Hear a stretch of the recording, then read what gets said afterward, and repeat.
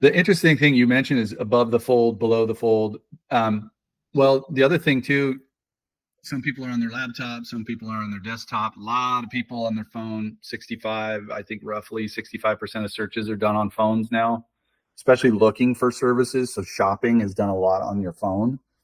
And one of the things that we learned from Digital Synopsis here is 3.5 out of 10 people really fail to complete the task on just kind of an average designed website that, might look good, but there's some things that get in their way.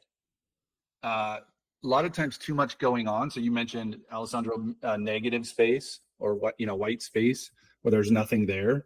People like that clean design. So having too much going on. And it's kind of funny because the next one up is not enough information. So you have to have enough information. You have to think about what people care about in their terms. There's a whole stack of lists there. Too many steps, too many clicking, too much scrolling, a lot of reading. And it's all about perspective, right? So if, like in the earlier example, you're talking about hiring an emergency plumber or maybe getting an emergency roof fixed. If you're searching for that help, you want to right away know very, very quickly that these guys are reputable, that 3-second rule. And I can call, or I can schedule an appointment. Now, an emergency, they want calls. And so if you have a site that is geared for emergency and you don't have a number there, it's not plain as day that you can call right away. And by the way, have somebody that answers, that poses some issue versus maybe, I'm educating myself on a topic. Here's some information to download to provide yourself more education. Or now a lot of things too that we haven't even talked about here is video, but because people watch a ton of video. Alessandro, what's your experience with this? Do you think this is right on? Do you think, this is debatable? What's your take on this? I think that generally speaking, I think this is pretty on point.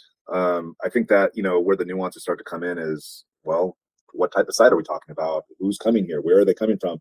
And that's where things start to get interesting. I always tell clients, if you have a gross majority user base that has very strong data points that are supporting it, like 80% of our users come on mobile, that makes my job way easier because now I only need to satisfy that 80% first and foremost, and the 20% that are coming on desktop are less important. And so it really just depends on I think this is really good as a general starting point. And then I think it's a matter of, like, when you start to work with a client, you start doing research ideation, start doing user journey mapping, things like that. You're able to be like, okay, well, for you, it's going to be actually not enough information, not well organized, and too much clicking are your current issue. Those are the big ones that are really affecting you right now that we need to kind of clean up, Yeah.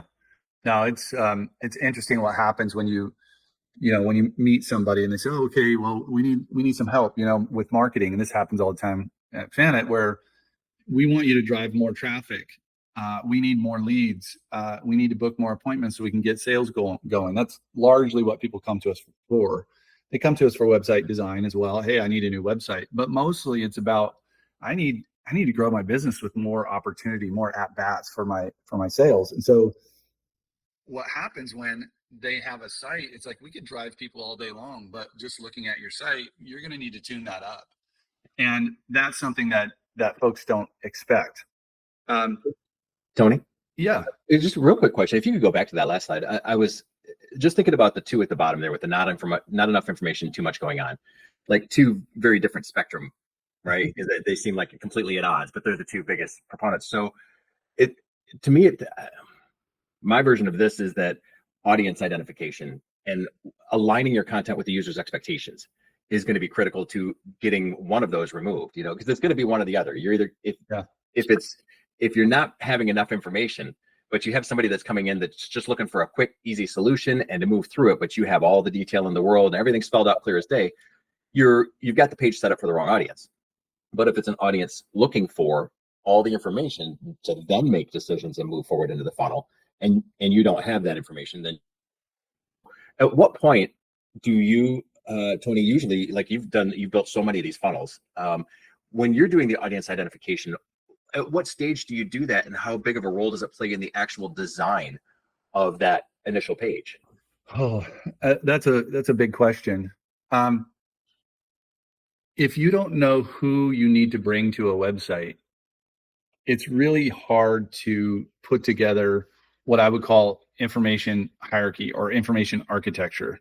And that's just a fancy way of saying what order of information do they get when they first hit? So above the fold,